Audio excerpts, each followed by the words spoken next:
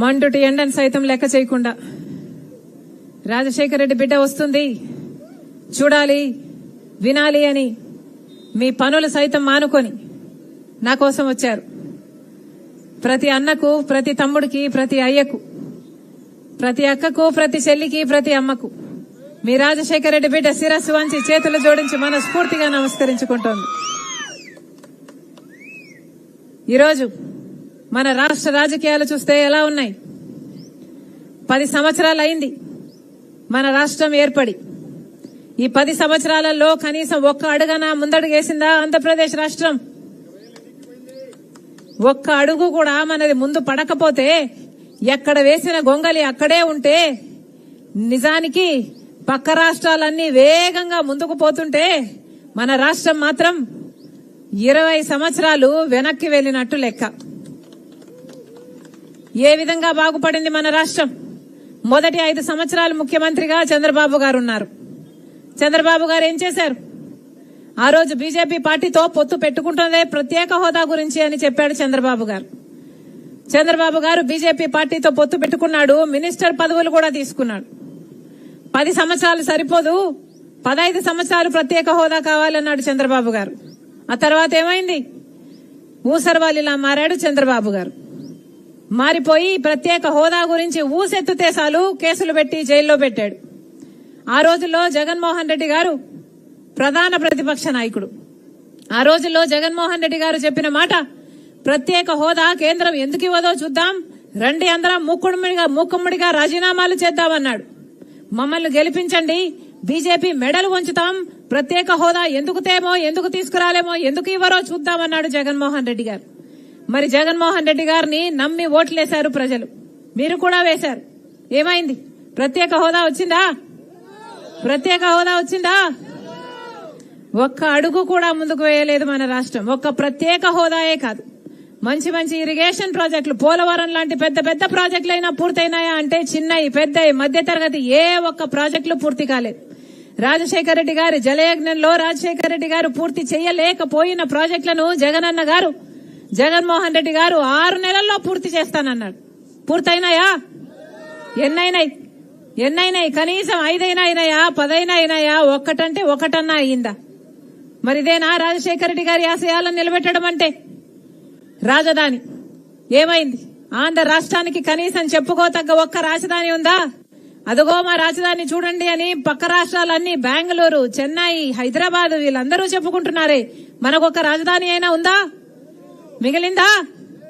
మరి ఏం చేసినట్టు చంద్రబాబు గారైనా 5 సంవత్సరాలు ముఖ్యమంత్రిగా, తర్వాత జగనన్న గారు 5 సంవత్సరాలు ఇప్పుడు ముఖ్యమంత్రిగా. ఒకటి సరిపోదన్నారు జగనన్న గారు, 3 రాజధానిని అన్నారు. పోనీ 3 కనీసం 3 కట్టకపోయి కనీసం ఒకరైనా కట్టారా అంటే ఆ ఒక్కటానికి కూడా దిక్కు లేకుండా పోయింది. మరి ఏమైంది? పోనీ బిడ్డలకు ఉద్యోగాలు వస్తున్నాయా? ఏమన్నా బిడ్డలకు ఉద్యోగాలు వస్తున్నాయా? ఆ రోజుల్లో చంద్రబాబు గారు ముఖ్యమంత్రిగా ఉంటే సిగ్గులేదా చంద్రబాబు గారు? 23,000 ఉద్యోగాలు ఖాళీగా ఉంటే 7,000 ఉద్యోగాలతో డిఎస్సీ ఇస్తున్నావని ఆ రోజు చంద్రబాబు గారిని తిట్టాడు జగనన్న గారు. మరి ఏమైంది?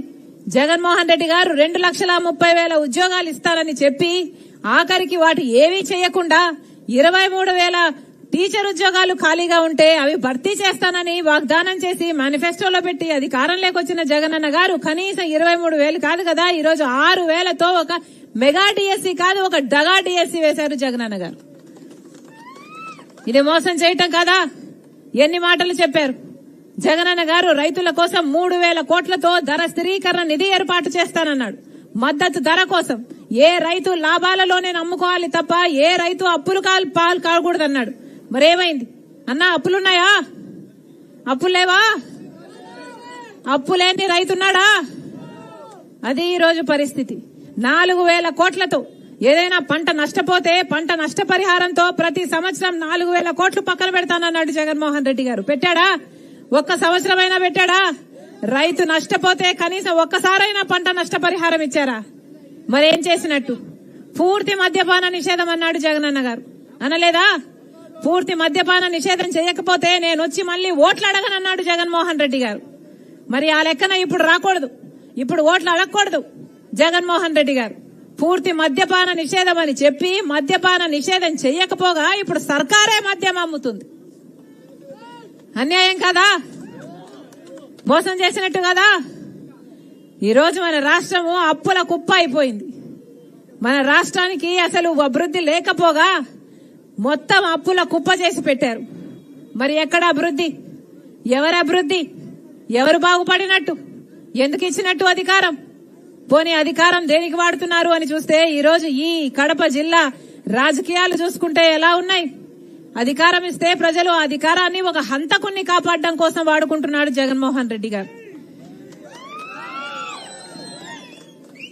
రాజశేఖర రెడ్డి గారి తమ్ముడు వివేకానంద రెడ్డి గారు, రాముడికి లక్ష్మణుడు ఎలాగో రాజశేఖర రెడ్డి గారికి వివేకానంద రెడ్డి గారు అలాగా.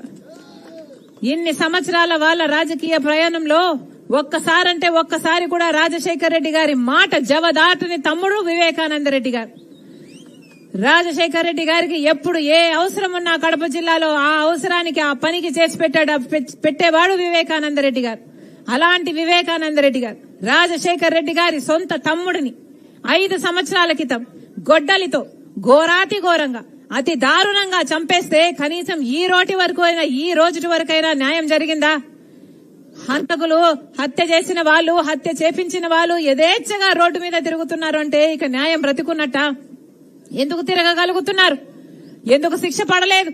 ఎందుకంటే సాక్షాత్తు ముఖ్యమంత్రి గారు జగన్మోహన్ రెడ్డి గారు అధికారం ఇస్తే అధికారాన్ని వాడుకొని హంతకుల్ని కాపాడుతున్నారు ఈ రోజు జగన్మోహన్ రెడ్డి గారు. కాబట్టే ఈ రోజు అవినాష్ రెడ్డి అనేవాడు దోషైనా కూడా ఈ రోజు వరకు కూడా శిక్ష పడకుండా తిరుగుతున్నారు.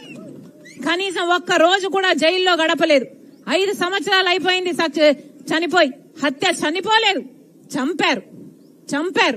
చనిపోలేదు, చంపారు. 5 సంవత్సరాలు అయింది చంపేసి. ఈ రోజు వరకు కూడా ఒక్క రోజు కూడా జైల్లో గడపలేదు.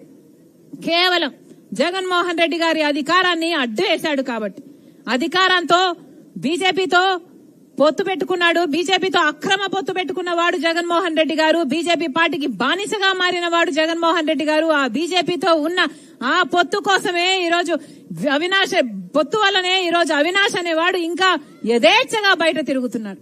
మరి ఇలాంటి వాళ్ళకు బుద్ధి చెప్పాల్సిన అవసరం లేదా? 5 సంవత్సరాలైంది అసలు శిక్ష పడకపోగా.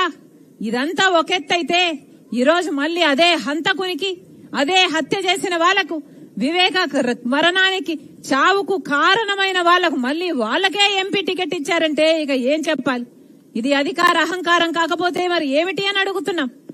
ఒకవైపేమో వాళ్ళను కాపాడుకుంటూ వస్తున్నారు, ఇంకోవైపేమో మళ్లీ వాళ్ళకే అధికారం కట్టబెట్టడానికి మళ్లీ వాళ్ళకే టికెట్ ఇచ్చారు అంటే ఇక ఎప్పటికీ హంతకులే పరిపాలన చేయాలా? హంతకులే పాలకులుగా ఉండాలా? ఏం చెప్పదలుచుకుంటున్నాడు జగన్మోహన్ రెడ్డి గారు? ఈరోజు రాజశేఖర రెడ్డి బిడ్డ కడప సీటుకు పోటీ చేసింది కాంగ్రెస్ పార్టీ తరఫున. ఎందుకంటే ఇలాంటి హంతకులు మళ్లీ గెలవకూడదు కాబట్టి నేను పోటీ చేస్తున్నా. ఇలాంటి హంతకులు మళ్లీ చట్టసభలకు వెళ్లడానికి వీల్లేదు కాబట్టి నేను పోటీ చేస్తున్నా. మీ అందరూ ఆశీర్వదించండి. ఎలాగైతే రాజశేఖర రెడ్డి గారు, వివేకానంద రెడ్డి గారు మీకు అందుబాటులో ఉండి మీ అవసరాలు తీర్చారో, మీకు సేవ చేశారో, మీరు ఆశీర్వదించండి. రాజశేఖర రెడ్డి బిడ్డగా నేను మాటిస్తున్నా, మీకు అందుబాటులో ఉంటా. మీరు గెలిపించండి, మీ బిడ్డనవుతా, మీ బాధ్యత నా మీద మోసుకుంటా, మీ బలమైతా. మీరు ఆశీర్వదించండి. మరొకసారి చెప్తున్నాం, ఓటు అనేది మీ చేతుల్లో ఉన్న ఆయుధం. ఓటు అనేది మీ చేతుల్లో ఉన్న ఏకైక ఆయుధం. 5 సంవత్సరాలకు ఒక్కసారి మాత్రమే వచ్చే ఆయుధం. మనసు పెట్టి ఆలోచన చేసి ఓటు వేయండి. మళ్లీ అహంకారులకు ఓటు వేస్తే, మళ్లీ ఈ హత్య రాజకీయాలను ప్రోత్సహించే వాళ్లకు ఓటు వేస్తే భవిష్యత్తు మిమ్మల్ని క్షమించదు. మళ్లీ చెప్తున్నాం, న్యాయం తరఫున, ధర్మం తరఫున మీ అందరూ నిలబడండి. దేవుడు ఆశీర్వాదం మన మీద ఉంటుంది, మీ మీద ఉంటుంది, మన నేల మీద ఉంటుంది, మన కడప గడ్డ మీద ఉంటుంది. మళ్లీ చెప్తున్నాం, ఎవరు డబ్బులు ఇచ్చినా తీసుకోండి. తెలుగుదేశం పార్టీ డబ్బులు ఇచ్చినా తీసుకోండి, వైసీపీ పార్టీ డబ్బులు ఇచ్చినా తీసుకోండి, మీ డబ్బులే. కానీ ఓటు వేసేటప్పుడు మాత్రం ఒక్కసారి ఆలోచన చేయండి.